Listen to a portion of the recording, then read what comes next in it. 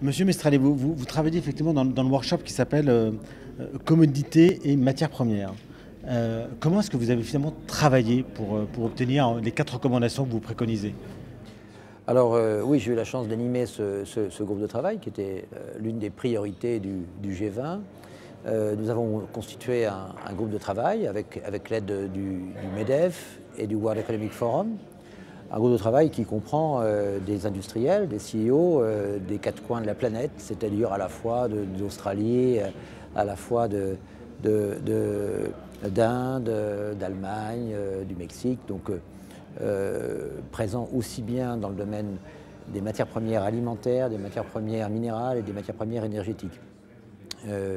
Ensuite, nous avons fait une première réunion de travail, essentiellement d'ailleurs par phone call. Ensuite, nous avons fait travailler les Sherpas. Chacun d'entre nous avait un Sherpa qui se sont réunis physiquement 3 fois, dont notamment à l'occasion de l'université d'été du MEDEF en septembre. Nous avons, au cours de nos réunions téléphoniques, fait converger nos points de vue, de façon à avoir à la fin un set de propositions parfaitement cohérent, unique et fondé sur des principes communs. J'ai eu la satisfaction de voir à l'instant que M. Gouria partageait complètement les principes sur lesquels nous avons élaboré nos recommandations. Alors si jamais on les reprend les unes et les autres, voilà, vous parlez de créer un level playing field, donc un terrain de jeu commun, quoi, finalement, pour que ça puisse convenir à peu près à tout le monde. Vous dites utiliser les ressources efficacement pour réduire la pression sur les prix, garantir la durabilité en évitant les subventions. Vous parlez d'améliorer la transparence et la visibilité des marchés pour renforcer le dialogue international. Favoriser la liquidité et l'efficacité des marchés en se concentrant sur les abus des marchés tout en évitant la réglementation excessive. S'il y en a une qui vous tient particulièrement à cœur, laquelle serait-elle? Bon, c'est la transparence. C'est la transparence. Ce que nous avons constaté, au fond, sur les prix des matières premières, ces prix sont restés très bas dans les années 80, les années 90, jusqu'à l'an 2000. Très bas, parce qu'il y a eu sous-investissement. Ensuite, brutalement, il y a un phénomène que personne n'avait anticipé, qui a été la très forte demande des pays émergents. Donc les prix se sont envolés.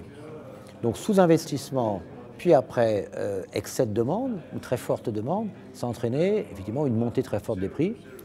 Tout cela combiné d'ailleurs avec une volatilité qui n'a cessé d'augmenter elle-même. Alors, c'est pour ça que les recommandations que nous avons faites s'articulent autour d'un certain nombre de points. Premièrement, level playing field, pour faciliter l'arrivée de nouveaux entrants, et l'investissement, pour augmenter la production, augmenter l'offre.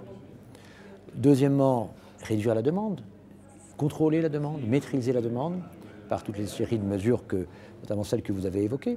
En même temps, on protège aussi l'environnement par une meilleure utilisation des ressources naturelles, qu'elles soient minérales, qu'elles soient énergétiques. Il faut être plus efficace sur le plan de l'énergie, et évidemment sur le plan alimentaire également. Ensuite, la transparence. Je crois que ce qui manque aujourd'hui sur ces marchés de matières premières, c'est la transparence, c'est-à-dire déjà la simple connaissance des données physiques sur la production physique, sur la consommation physique et sur les stockages physiques. Déjà, la bonne information sur ces données serait importante. Nous nous sommes inspirés de ce qui avait été fait par le JODI, qui est le Joint Oil Data Initiative, dans le domaine pétrolier, qui permet d'avoir un ensemble d'informations pour tous les acteurs, et ce qui a été fait de façon positive depuis un certain nombre d'années dans ce domaine nous a semblé pouvoir être étendu aux autres commodités énergétiques, mais aussi alimentaires et minérales. Donc cette transparence-là, à partir d'outils précis, ça me paraît une proposition simple, très pratique, mais qui suppose, puisque nous parlons de marchés globaux, qu'elle soit étendue au monde entier. Ça, c'est un petit peu plus difficile. Juste une petite question.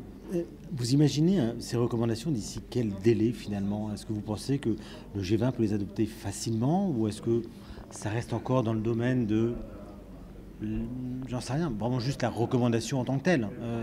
Ou est-ce que vous pensez vraiment que c'est quelque chose qui peut être vraiment adopté, adaptable?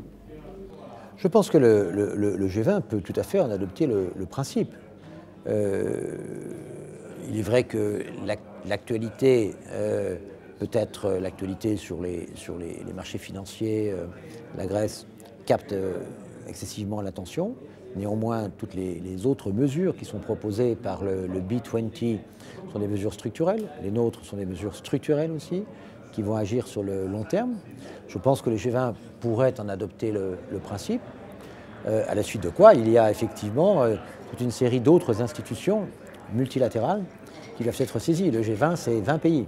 Il y en a, je ne sais pas, 170, 180 dans le monde. Donc, et ces mesures ne seront efficaces que si elles sont aussi adoptées plus simples largement soient-elles, si elles sont appliquées dans le monde entier. Donc, ça ne va pas se faire tout de suite, mais il n'y a aucune raison de différer l'approbation de principe de ces mesures par le G20. Merci beaucoup, Monsieur Mestrallet. Merci infiniment.